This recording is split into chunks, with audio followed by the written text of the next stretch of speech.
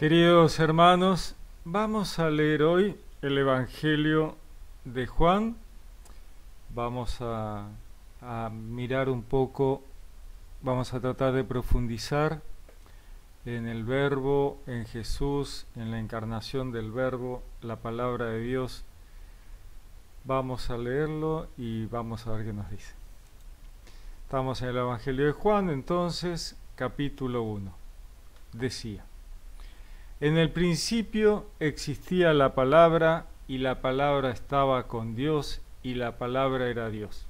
Ella estaba en el principio con Dios. Todo se hizo por ella, y sin ella no se hizo nada de cuanto existe. Vamos a ver un poquito esto, ¿no? En el principio existía la palabra estaba con Dios, la palabra era Dios. En el griego, en archeno logos kai o logos en proston teon kai teos en o logos. En el principio era el verbo, el logos, y el verbo estaba mirando hacia a Dios, estaba con Dios, pero con una concepción un poco más profunda, ¿no? Mirando, atento a lo que Dios, el Padre, decide para hacer su voluntad, ¿no? Y Dios era el verbo, kaiteos enólogos, el verbo, Dios era el verbo, así que está claro a partir de Juan 1 que la palabra es la palabra de Dios por la cual todo se hace, ¿no? Ella estaba en el principio con Dios, dice Juan. Siempre estuvo, porque la palabra es la palabra de Dios.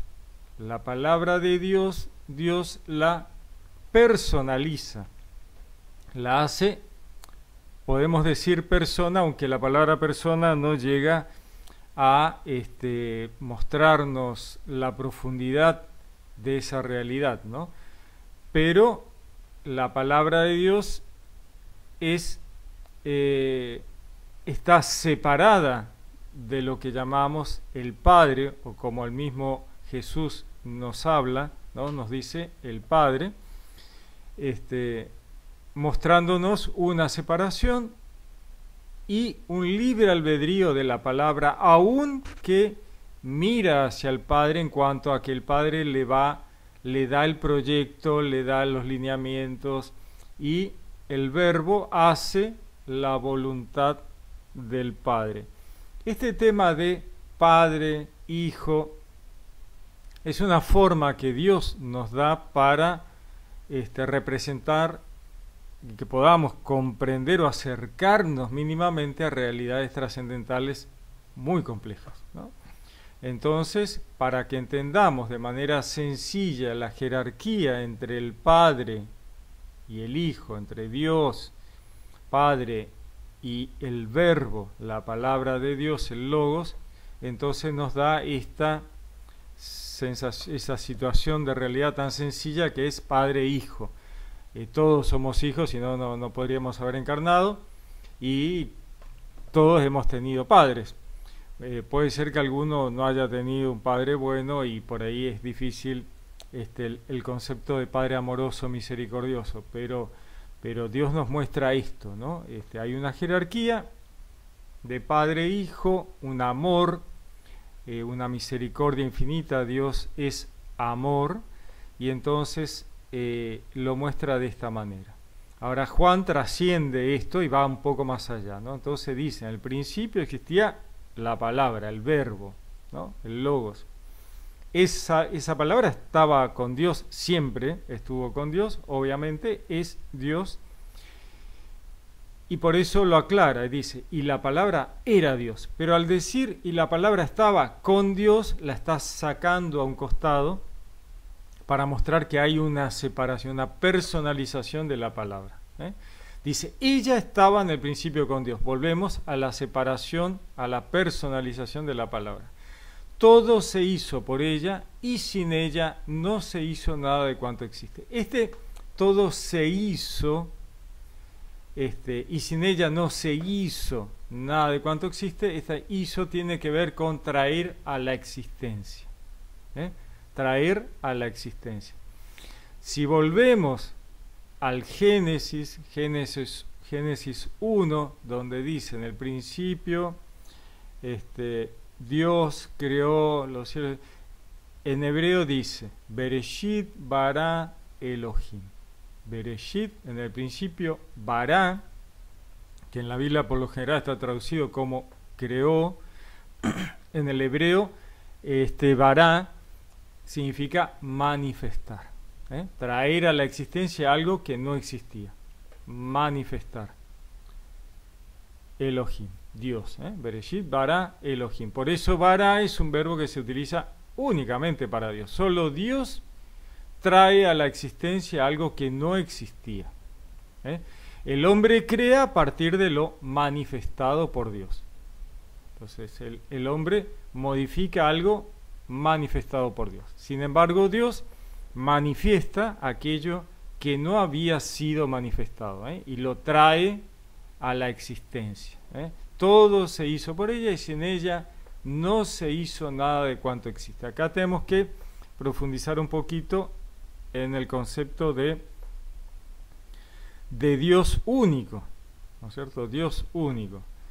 ¿Por qué digo esto? Porque hay algunas facciones que dicen ser cristianas y creen que Jesús es un Dios más, ¿no? Otro Dios, ¿no? Un Dios. Entonces traducen Juan 1 como que y la palabra era un Dios, le ponen, ¿no? Una locura, en el griego no existe tal cosa. La palabra, el verbo, es Dios, es parte de la divinidad, es parte de la divinidad. La divinidad personaliza su palabra en el verbo, en el logos. Y la palabra es la que manifiesta todo lo existente, la palabra trae a la existencia lo que no existía. Y ahí tendríamos que volver a Moisés hablando con Dios en la zarza ardiente. Lo recuerdan, nos acordamos de ello. Dios le llama a Moisés, Moisés, vení, que quiero hablar con vos. Moisés va y dice, sí. Dios le dice, mirá, vas a tener que ir, quiero que vayas a Egipto a sacar a mi pueblo que está esclavo ahí. Y Moisés, que tiene un concepto politeísta egipcio, le pregunta, bueno, está bien, voy. Después que se había negado de todas las formas posibles, al final dice, bueno, voy. Me van a preguntar, mi pueblo, los hebreos me van a preguntar, ¿quién te manda? ¿Qué Dios te manda? Porque todos tenían una concepción politeísta, más allá de que el Dios de los ancestros, el Dios de Jacob, de Isaac, era el Dios de los hebreos, ellos pensaban que había otros dioses afuera. Nunca existieron, pero ellos creían que sí. Entonces Dios le dice a Moisés, andá y decirles que yo soy, te envía. Yo soy el que soy, le dice Dios a Moisés. ¿Dios le está dando un nombre a Moisés? No, le está dando una declaración teológica de su verdad última. Yo soy, le dice Dios a Moisés, yo soy el que soy. Yo soy el único que es. Yo soy el único que existe. Dios le está diciendo, yo soy lo único que existe, ¿no? Le está diciendo Dios a Moisés, vos no existís. Sos una manifestación en mí. Volvemos a la palabra manifiesta, lo no manifestado. Trae a la existencia aquello que no existía. ¿Y dónde lo manifiesta? ¿Dónde lo hace existir? En algún lugar lo tiene que hacer existir, ¿no es cierto? Porque en alguna parte la creación existe. ¿Y dónde es ese lugar? Bueno, en Dios, porque no hay otro lugar. No hay un lugar fuera de Dios, no hay una materia fuera de Dios, no hay una existencia fuera de Dios. Entonces, la existencia de todo ocurre en Dios, manifestados en Dios. Por eso, en la misa escuchamos que el sacerdote recuerda las cartas que dice, en Él vivimos, nos movemos y existimos. En Él, en Dios, vivimos, nos movemos y existimos. Porque no hay otro lugar. No hay otro lugar donde vivir y existir, porque el único que realmente existe es Dios. Entonces nuestra existencia manifestada ocurre en Dios. ¿Y cómo fue manifestada? Bueno, por la palabra. ¿Quién es la palabra? Bueno, el verbo, el logos. ¿Y quién es el logos? Bueno, el logos en su encarnación terrenal, cuando el logos encarna terrenalmente para cumplir con roles de la divinidad en la historia de la salvación, se llama Yeshua. Yeshu en arameo, Jesús, como estamos acostumbrados. Yeshua. ¿Y qué significa Yeshua? Bueno, Yeshua nuevamente es una declaración que dice la salvación viene de Yahvé. Yeshua significa eso. La salvación viene de Yahvé. Entonces, el logos, el verbo, es la palabra de Dios por la cual todo ha sido manifestada. La palabra de Dios encarna terrenalmente para poder ser hombre y cumplir con el rol de hombre, con el rol de ser judío, de la tribu de David, con el rol de ser el Cordero de Dios, encarna terrenalmente y entonces esa encarnación terrenal para cumplir con la tarea de salvación en la historia humana se llama Yeshua. Entonces, cuando hablamos de Jesús, Jesús en su encarnación terrenal, aún siendo hombre, sigue siendo absolutamente Dios. Y es y sigue siendo el verbo, sigue siendo la palabra de Dios. Entonces, mientras Jesús camina en Galilea, ahí habla con la gente, cura a los enfermos, reprende la tormenta, Él sigue sosteniendo la creación, porque Él es el alfa y el omega, el principio y el fin. Él manifiesta el principio, sostiene mientras tanto la creación y la desmanifiesta al final. Por eso es el omega, el alfa y el omega, el principio y el fin de todo lo creado, de todo lo manifestado, manifestado. Continuamos entonces. Dice, en ella estaba la vida, en la palabra, y la vida era la luz de los hombres. Y la luz brilla en las tinieblas, y las tinieblas no la vencieron. En ella, en la palabra, estaba la vida. Porque la vida proviene de la palabra, ¿no? La palabra es la que da vida. La palabra da la vida.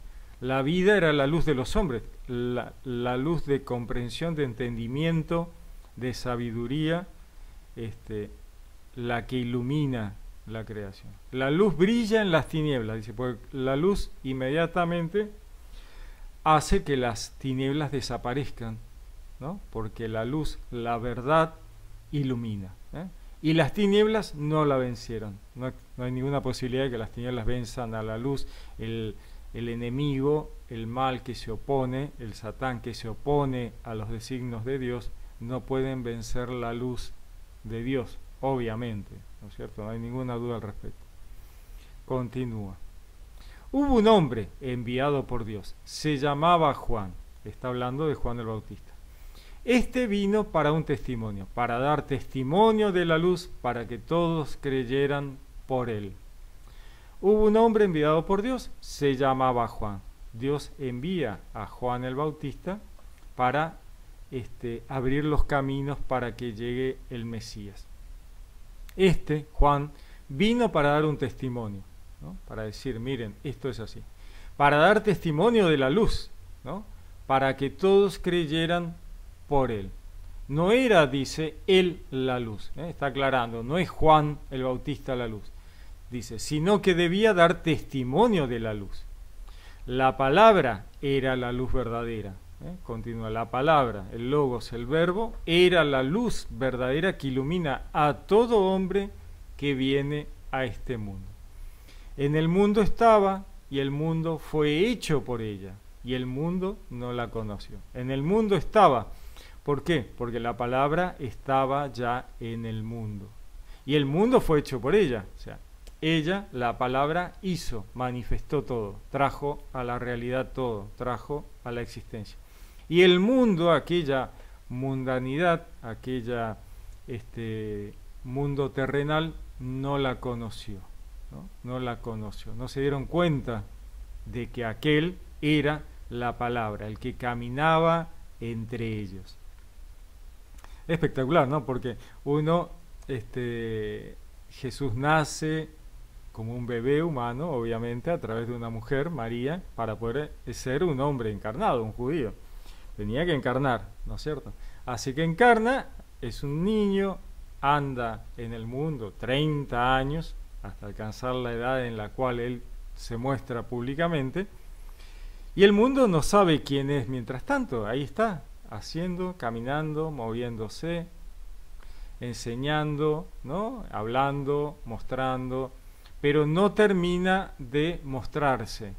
Entonces todos, seguramente los que lo rodean, los primos, los parientes, todos aquellos cercanos, ven en Jesús una persona con un conocimiento y una espiritualidad muy importante. Y todos ellos están esperando que en algún momento él se decida a ser realmente un maestro, ¿no? Un rabí, un profeta, ¿no? Están ahí dando vuelta alrededor esperando en qué momento Jesús se va a decidir, ¿no? ¿Por qué digo esto? Porque cuando Jesús dice, bueno, empiezo, arranco con la vida pública, y él los llama, le dice, vengan, síganme, ellos no dudan. Es como que hubieran estado esperando el momento en que él dijera, bueno, dale, vamos a empezar con esto, ¿no?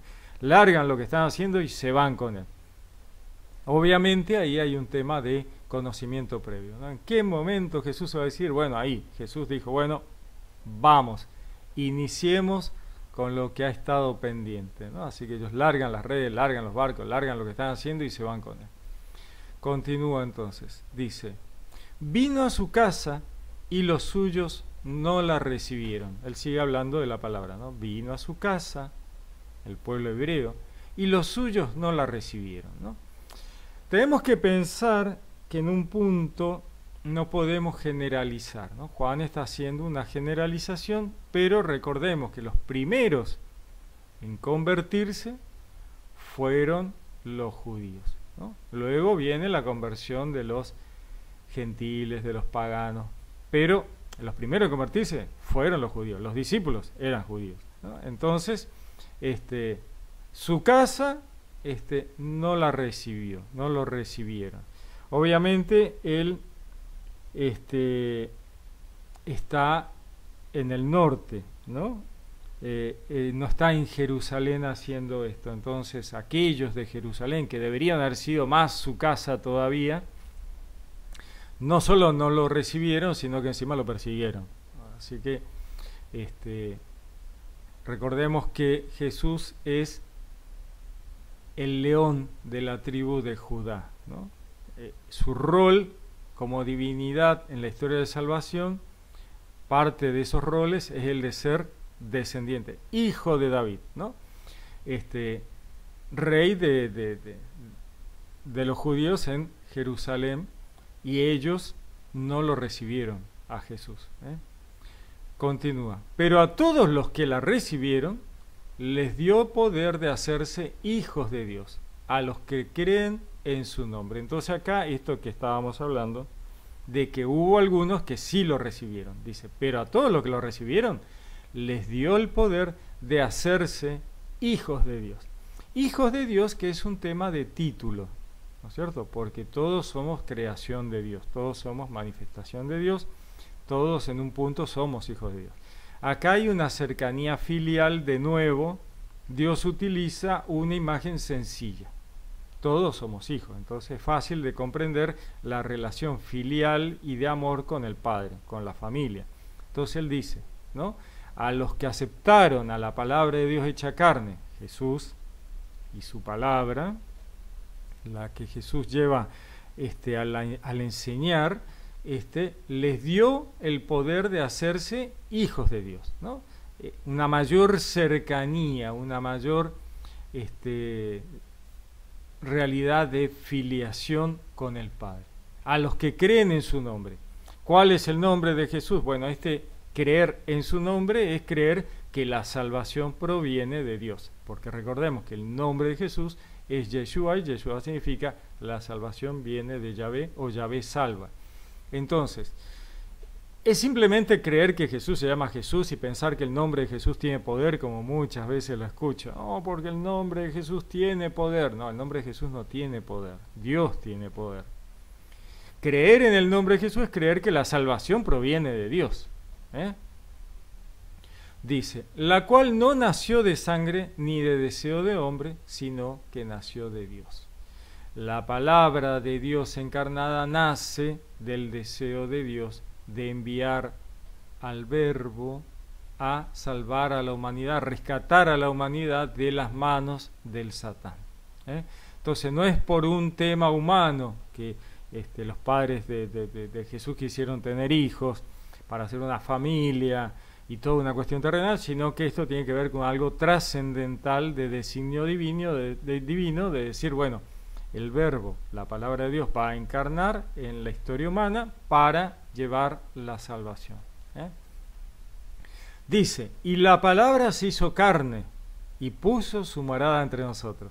Y hemos contemplado su gloria, gloria que recibe del Padre como Hijo único, lleno de gracia y de verdad. La palabra se hizo carne. Bueno, esto que hemos estado hablando.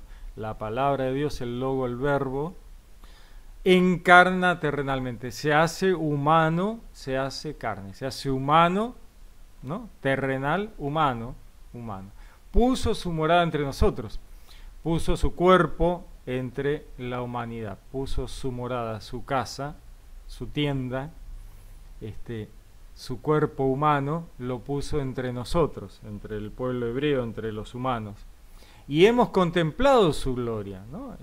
Aquellos que pudieron caminar junto a Jesús han visto la gloria, gloria que recibe del Padre, como Hijo único. Este Hijo único vuelve otra vez a ser una imagen de jerarquía, en la cual Dios nos dice, el Padre, que tiene un solo Hijo, ¿no es cierto?, único, que es la palabra de Dios, lleno de gracia y de verdad, lleno, repleto, completo de la gratuidad que trae y de verdad absoluta. Lo que dice Jesús es la verdad absoluta y la gracia es la gratuidad. ¿De dónde viene este tema de gratuidad? La gracia, ¿no? Pues estamos acostumbrados, hablamos de la gracia, pero ¿de dónde viene la gracia? La gracia, la gratuidad, se contrapone al pago, a lo que tiene costo, ¿no? ¿Y por qué?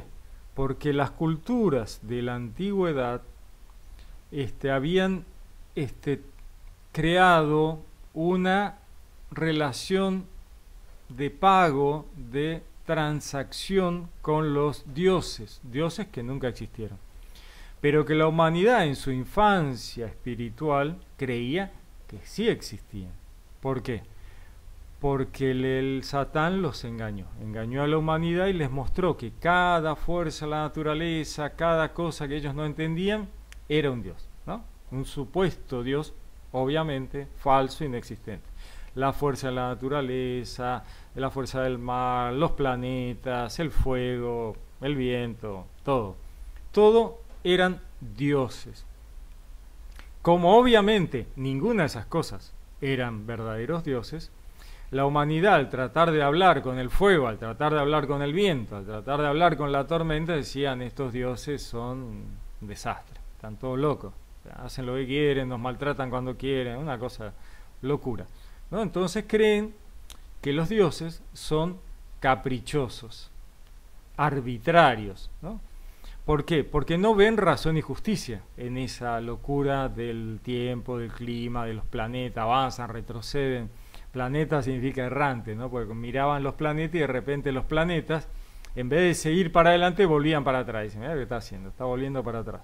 No tiene una lógica de que tendría que seguir para adelante. Eso es simplemente porque desde la Tierra, las órbitas de algunos de los planetas pueden verse en determinado momento que retroceden, pero no es real. Es simplemente una perspectiva desde nuestra posición en la Tierra en las órbitas alrededor del Sol. Miramos, Marte avanza y hay un momento que Marte está volviendo para atrás. Marte no vuelve para atrás, parece desde nuestra perspectiva.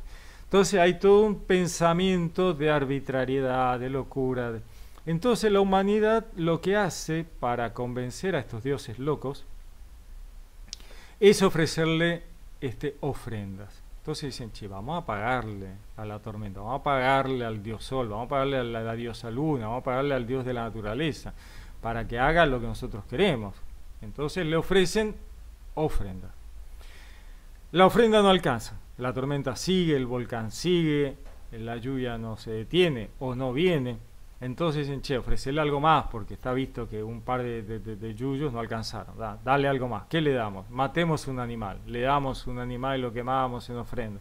Che, no alcanzó. ¿Qué hacemos? Bueno, matemos a alguien. Tenemos un esclavo. Matemos a los esclavos. Tirémoslos al volcán. No alcanza. Tirémoslo a unas vírgenes. Qué sé yo, lo que nosotros más nos preocupa o más queremos tener, ¿no? No alcanzó, tiramos a las vírgenes al volcán, no alcanzó. ¿Qué hacemos? ¿Qué es lo que más deseo? ¿Qué es lo que más quiero? ¿Qué es lo que más? Nuestros hijos. Bueno, tiremos a los hijos al volcán. Tiramos al primogénito. El sacrificio humano del primogénito. Una locura absoluta y total, ¿no? Entonces Dios ve esta locura de la humanidad, esta demencia de la humanidad, confusión absoluta, error tremendo. Por eso pecado es error, es equivocarse en lo que estamos tomando decisiones erróneas en base a que no tenemos la información suficiente, engañados por el Satán, el padre de la mentira. Entonces Dios interviene en la historia de la humanidad para demostrar que esa locura humana es un error, no es cierto, no tiene sentido. Y entonces crea al pueblo hebreo, el cual trae la información necesaria, imprescindible para modificar la historia humana, de que la culpa de la confusión humana es del Satán, de la serpiente antigua, el padre de la mentira. Para ello Dios arma el Edén, ¿no? El Edén. En el Edén surge la realidad de que el culpable del error humano es la serpiente, ¿no? La que instiga a Adán y Eva a adquirir los conocimientos profundos, el producto del árbol de la ciencia, del conocimiento profundo y desmenuzado del bien y del mal. Al adquirir el conocimiento de la filosofía, del conocimiento profundo y desmenuzado, representado en la imagen del árbol, del producto de ese árbol, que es el fruto, al internalizar profundamente el fruto del bien y del mal, Adán y Eva adquieren el conocimiento, se le abren los ojos y entienden el bien y el mal y se esconden, porque a partir de ese momento ahora tienen vergüenza, algo que no tenían antes. Cuando Dios les pregunta ¿quién fue el que les dio a probar?, miran hacia la serpiente y dicen, ese, la serpiente. La serpiente ha quedado expuesta. A partir de ahí, Dios les dice a Adán y Eva, ustedes tienen los descendientes de la mujer tienen el poder de pisarle la cabeza a la serpiente. Enemistad pongo entre, ¿no?, tu linaje y su linaje. Ella, la serpiente, va a estar tratando de morder a la humanidad a traición en el calcañar. Mientras la humanidad se descuide y no la ve, va a morderla para matarla. Pero la humanidad ahora, teniendo el conocimiento, puede ponerle límite, pisarle la cabeza a la serpiente, detenerla, decirle no te voy a dejar que lo hagas, ¿no? Esa es la clave del Edén. Y por eso Dios después los saca del Edén y los manda afuera, para que lleven este conocimiento fundamental al resto de la humanidad. El pueblo hebreo lleva ese conocimiento a la humanidad y prepara el camino para la llegada del Mesías, quien va a rescatar a la humanidad del error del pecado, ¿no? Va a rescatar a la humanidad del pecado, cumpliendo una norma impuesta por el Satán, que es el que ha impuesto este tema de que los sacrificios son necesarios para rescatar y pagar los pecados, ¿no? Jesús vamos a adelantarnos un poco, Jesús es el Cordero de Dios que quita el pecado del mundo porque cumple con el rol de ser el sacrificio definitivo en pago del rescate por la humanidad. ¿A quién le paga el rescate? Obviamente al Satán, que es el que tiene atrapada a la humanidad esclavizada, ¿no? ¿Por qué Jesús muere él y no matan un animal? Bueno, porque Jesús es coherente con Dios. Dios es absolutamente coherente, fuente de toda razón y justicia. Volvemos al Génesis, la clave está en el Génesis. En los 7 días, Dios da a la humanidad para su comida los frutos de los árboles y las semillas del campo, y a los animales la hierba del campo. Ese es el proyecto original de Dios, una creación que no va a matar para comer. Luego de todo el proceso, Jesús llega a la última cena y dice: mi cuerpo, que es pan, y mi sangre es vino. Pan y vino. Vuelve sobre las semillas del campo y el fruto de los árboles, ¿no? O sea, los frutos de la vid y las semillas del campo, el pan y el vino. Ese es el cuerpo y la sangre de Dios, incruento. Entonces Jesús se da él mismo como sacrificio definitivo, no mata a nadie, él se entrega como ese sacrificio, siendo él el Cordero de Dios, el Cordero degollado que vemos en el Apocalipsis, ¿no? El Cordero de Dios que quita el pecado del mundo. Un perfecto cierre de coherencia absoluta, obviamente. Dios es fuente de toda razón y justicia y es absolutamente coherente. Muy bien, continuamos un poquito. Dice: porque la ley fue dada por medio de Moisés, la gracia y la verdad nos han llegado por Jesucristo. ¿Por qué la ley mosaica fue dada por medio de Moisés? Aquí está haciendo Juan una muestra de los dos temas fundamentales para el pueblo hebreo. La ley mosaica, ¿no? Tengo que cumplir la ley. Dios me dio la ley para poder saber qué era lo que estaba bien, qué era lo que estaba mal, qué es lo que había que hacer, qué era lo que no había que hacer. Pero esa ley de Moisés, la ley mosaica, es un bosquejo de la realidad trascendental que Dios realmente quiere para la humanidad. Es un bosquejo, es un ayo, dice la palabra, es un bastón sobre el que la humanidad va a apoyarse hasta alcanzar una, no digamos adultez, pero sí un momento más elevado de espiritualidad, como para poder llegar a comprender la gratuidad del amor y la verdad absoluta que trae Jesús. La gracia, Dios envía al Verbo a rescatar a la humanidad por puro amor a su creación, puro amor a su creación. Acá viene el tema típico de la discusión, si nos salvamos, ¿por gracia o por fe? Pero acá Juan nos está explicando que hay una diferencia. La ley de Moisés es un tema provisorio, momentáneo, y la gracia es la gratuidad de el rescate por amor, ¿no es cierto? Ahora, con creer, este es el otro tema, ¿no? La doctrina protestante de la sola fide, el dogma de la sola fide. ¿Solo con creer alcanza? Yo creo y ya me salvé. Bueno, la palabra dice que no, que los demonios también creen y tiemblan. Entonces, ¿qué es lo que falta para la salvación? Bueno, Jesús nos va a explicar en los evangelios que se necesita las obras, el amor al prójimo, obras de amor al prójimo.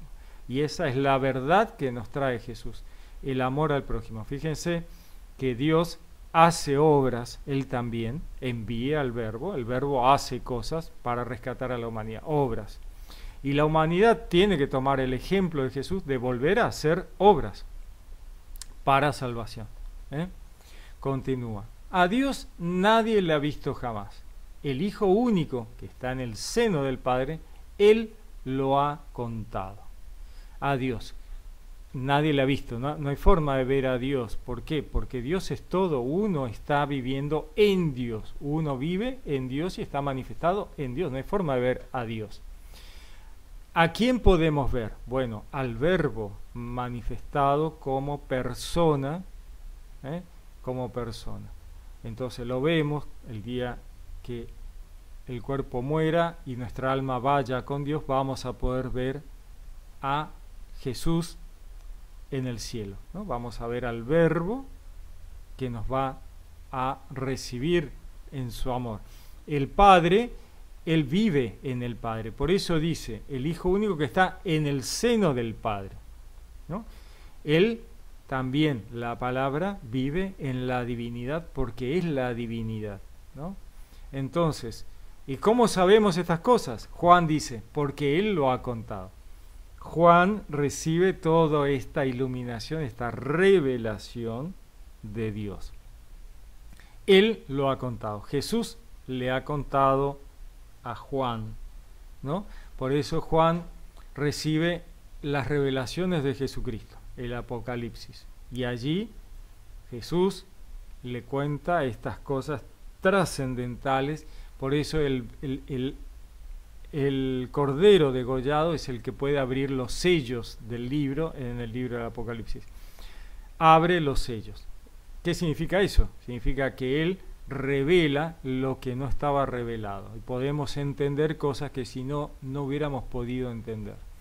Y a partir de ahí Juan tiene la revelación, el conocimiento para poder escribir el Apocalipsis y este evangelio tan profundo que estamos leyendo. Continúa. Y este fue el testimonio de Juan. Cuando los judíos enviaron donde él desde Jerusalén sacerdotes y levitas a preguntarle, ¿quién eres tú? Él confesó y no negó, confesó. Yo, decía Juan el Bautista, no soy el Cristo. Y le preguntaron, ¿qué pues? ¿Eres tú Elías? Él dijo, no soy. ¿Eres tú el profeta? Respondió, no. Juan el Bautista les está diciendo, yo no soy Elías, yo no soy un profeta, ese profeta que ustedes esperan, yo no soy el Cristo. Entonces le dijeron, ¿quién eres pues? Para que demos respuesta a los que nos han enviado. ¿Qué dices de ti mismo? ¿No? Las autoridades judías van a preguntar, ¿quién es este que está bautizando en el desierto, que está profetizando? ¿Quién es? ¿Quién es? ¿Es el Cristo? ¿Ya vino el Mesías? ¿Es Él? Van a preguntarle, ¿no? Y entonces Juan les contesta, dijo él, yo soy voz del que clama en el desierto, rectificad el camino del Señor, como dijo el profeta Isaías. O sea, Juan el Bautista les está recordando las palabras de Isaías. Le dice, yo soy voz del que clama en el desierto, rectificad el camino del Señor. Él viene a enderezar los caminos de Dios para la llegada del Mesías. Y le dice, enderecen sus caminos, que el Mesías viene, ¿no? Y le preguntaron, dice Juan, los enviados, estos que le estaban preguntando, eran fariseos. Y le preguntaron, ¿por qué pues bautizas si tú no eres el Cristo, ni Elías el profeta? Los fariseos le están preguntando, ¿por qué estás haciendo esto de bautizar a la gente? ¿No? ¿Cuál es? ¿Por qué? ¿Con qué autoridad? ¿De dónde salís? Si vos no sos el Cristo, le dicen, no sos Elías ni el profeta. Juan les respondió, yo bautizo con agua, pero en medio de vosotros está uno a quien no conocéis, que viene detrás de mí, a quien yo no soy digno de desatarle la correa de su sandalia. Juan les dice, ¿no? Yo bautizo con agua, ¿no? Yo hago un bautismo, le dice Juan, puramente de agua. El que va a venir, el Mesías, va a bautizar con el fuego del Espíritu Santo, ¿no? Una cosa que va a cambiar y a modificar todo. Dice, yo estoy haciendo un bautismo previo de limpieza del cuerpo, de lo mundano, para prepararlos, pero atrás de mí viene alguien que ya está entre ustedes, dice, porque Jesús ya estaba entre ellos, obviamente, Y dice Juan el Bautista, yo no soy digno ni siquiera de desatarle la correa de sus sandalias. Dice, esto ocurrió en Betania, al otro lado del Jordán, donde estaba Juan bautizando. Al día siguiente ve a Jesús venir hacia él y dice, he aquí el Cordero de Dios que quita el pecado del mundo. Este es quien por yo dije, detrás de mí viene un hombre que se ha puesto delante de mí, porque existía antes que yo, y yo no le conocía. Pero he venido a bautizar en agua para que él sea manifestado a Israel. Vamos a ver un poco esto. Estaba Juan el Bautista y dice, al día siguiente de esa conversación con los fariseos, dice, ve venir hacia él, ¿no? Venía Jesús hacia Juan el Bautista y Juan el Bautista dice, este les muestra a todos, es el Cordero de Dios que quita el pecado del mundo. Juan el Bautista dice, este es el sacrificio que va a rescatar a la humanidad definitivamente. Y él lo llama ya Cordero de Dios, que quita el pecado del mundo. Muy impresionante. O sea, él está ya avisando, está diciendo, miren, este es el sacrificio definitivo, el Cordero de Dios. Este es por el cual yo dije, lo había dicho antes, detrás de mí viene un hombre que se ha puesto delante de mí, porque es a quien debemos mirar, porque existía antes que yo. Obviamente, es la palabra de Dios que existía desde siempre. Y yo no le conocía. Juan el Bautista es pariente de Jesús. No conocer tiene que ver con que la trascendentalidad de Jesús supera cualquier conocimiento de parentesco que tenga Juan con Jesús. Dice, pero he venido a bautizar en agua para que él sea manifestado a Israel, ¿no? Manifestado a Israel, para que el verbo sea traído a la existencia en la terrenalidad de Israel para hacer el cambio profundo en la historia de la humanidad. Continúa, y Juan dio testimonio diciendo, he visto al Espíritu que bajaba como una paloma del cielo y se quedaba sobre él. Y yo no le conocía, pero el que me envió a bautizar con agua me dijo, aquel sobre quien veas que baja el Espíritu y se queda sobre él, ese es el que bautiza con Espíritu Santo.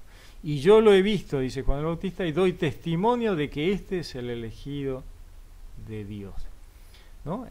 La paloma baja, es el Espíritu Santo, y Juan tiene esta conciencia. Juan el Bautista sabe que esto es así y sabe que es Jesús, el Verbo encarnado, el Mesías, el Cristo, el ungido de Dios para salvación de la humanidad. Y yo lo he visto y doy testimonio de que este es el elegido de Dios. Juan apunta a Jesús. Al día siguiente, continúa, Juan se encontraba de nuevo allí con dos de sus discípulos. Fijándose en Jesús que pasaba, dijo otra vez, ¿no?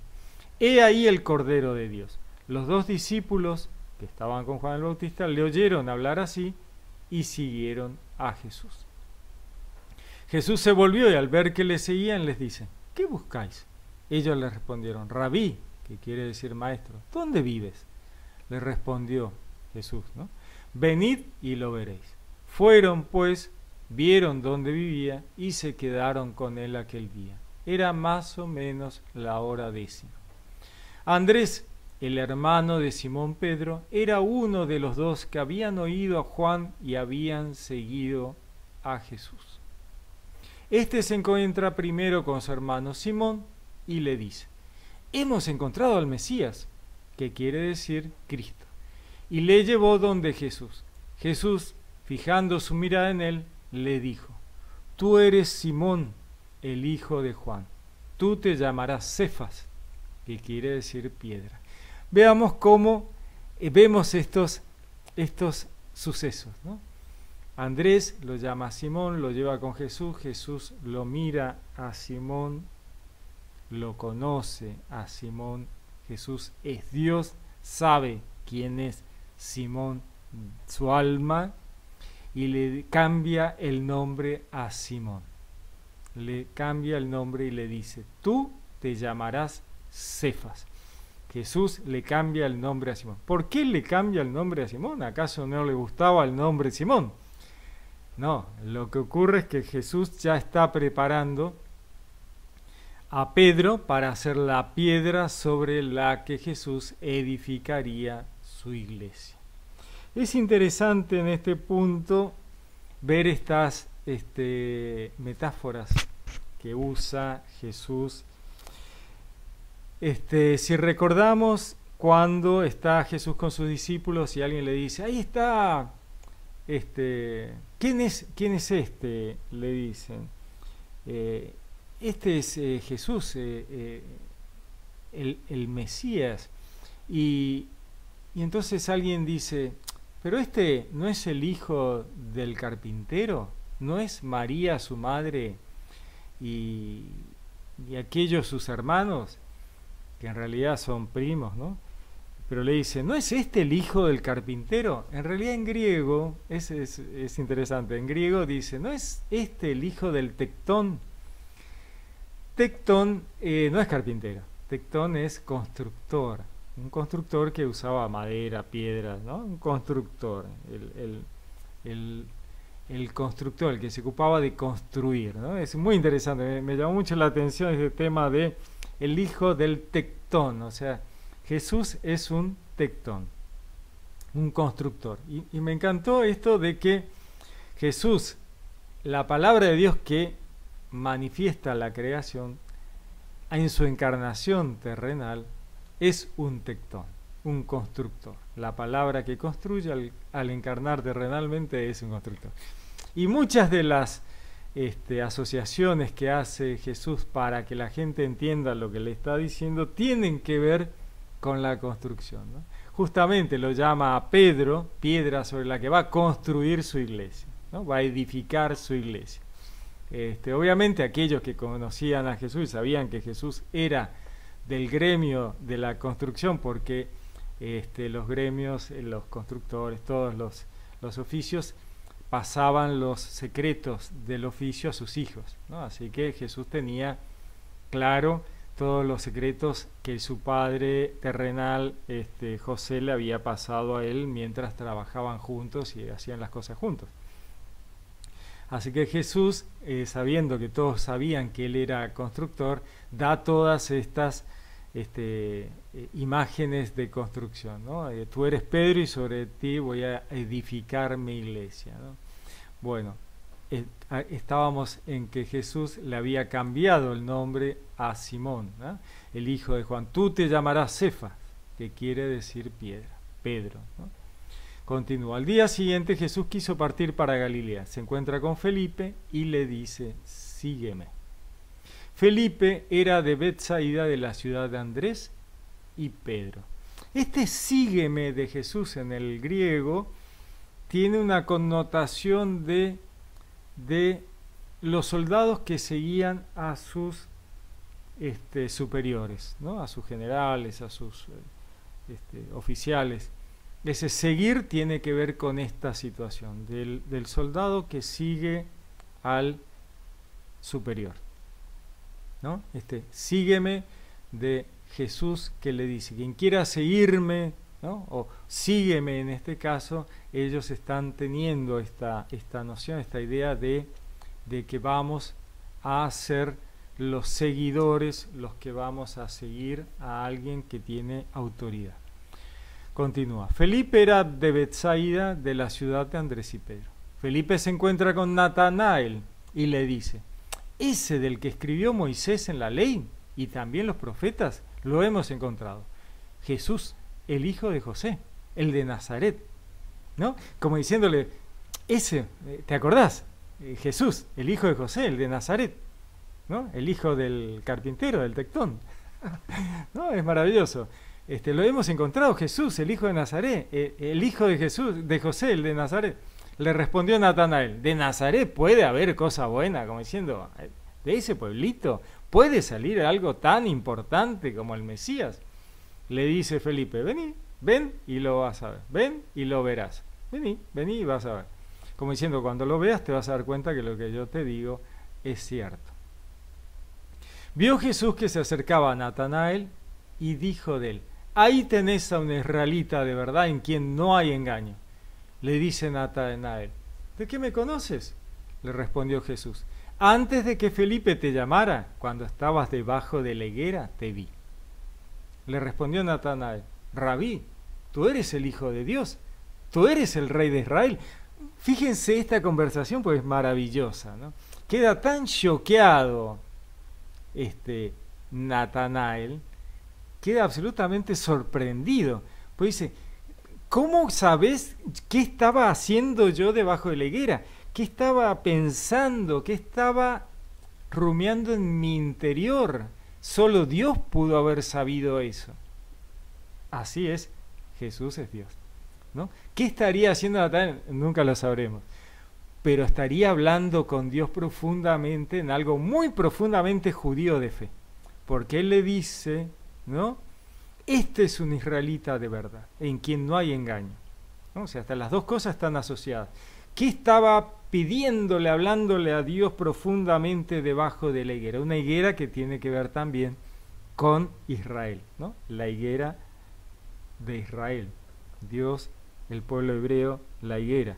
O sea, hay una doble imagen, como siempre la Biblia tiene estas cosas maravillosas de dobles, triples imágenes insertas una dentro de otra. Te vi debajo de la higuera, te vi dentro del pueblo de Israel, y vos eras un verdadero judío en quien no hay engaño. Y él, sorprendido por esta declaración de Jesús, hace de él, le dice, ¿no? Le dice, Rabí, tú eres el Hijo de Dios, tú eres el Rey de Israel, no le queda ninguna duda, ¿no? Jesús le contestó, por haberte dicho que te vi debajo de la higuera, ¿crees? Has de ver cosas mayores. O sea, si eso te convenció, prepárate para lo que va a venir, ¿no? Genial. Y le añade, en verdad os digo, veréis el cielo abierto y los ángeles de Dios subir y bajar sobre el Hijo del Hombre, ¿no? La escalera de Jacob. Ellos saben de qué le está hablando Jesús en eso, ¿no? En verdad os digo, veréis el cielo abierto y a los ángeles de Dios subir y bajar sobre el Hijo del Hombre. Jesús se llama a sí mismo Hijo del Hombre. En verdad está diciendo Hijo de Adán, un descendiente de Adán, ¿no? Ese es el Hijo del Hombre, un hijo de Adán, un judío. Este judío, ¿no? El judío. Jesús está diciendo, yo en mi rol de divinidad, en el rol de judío, por eso uno de los roles de la divinidad en la historia de la salvación es ser hijo del hombre, ¿no? Un judío, el león de los cuatro vivientes que vemos en el Apocalipsis o en las revelaciones de Ezequiel, donde ve los cuatro vivientes, el del rostro de hombre, el rostro de león, el rostro de águila, el rostro de buey, que es el cordero, el animal al sacrificio. Entonces, Hijo de Hombre se llama Jesús a sí mismo, recordándoles a ellos el rol de la divinidad de ser judío. Los profetas dirían, vi como un hijo de hombre que venía en las nubes del cielo. Bueno, justamente, un judío. Ese judío, el rol de la divinidad, el hijo de David, como le gritan cuando lo ven pasar a Jesús. Muy interesante, ¿no? Juan es maravilloso, me encanta Juan, me encanta el Evangelio de Juan, absolutamente trascendental, ¿no? La mirada trascendental de Juan es espectacular. Muy interesante, me encanta. Muy bien, les deseo un lindo día, que Dios los bendiga, los saludo con gran afecto, les habló Pablo Castro.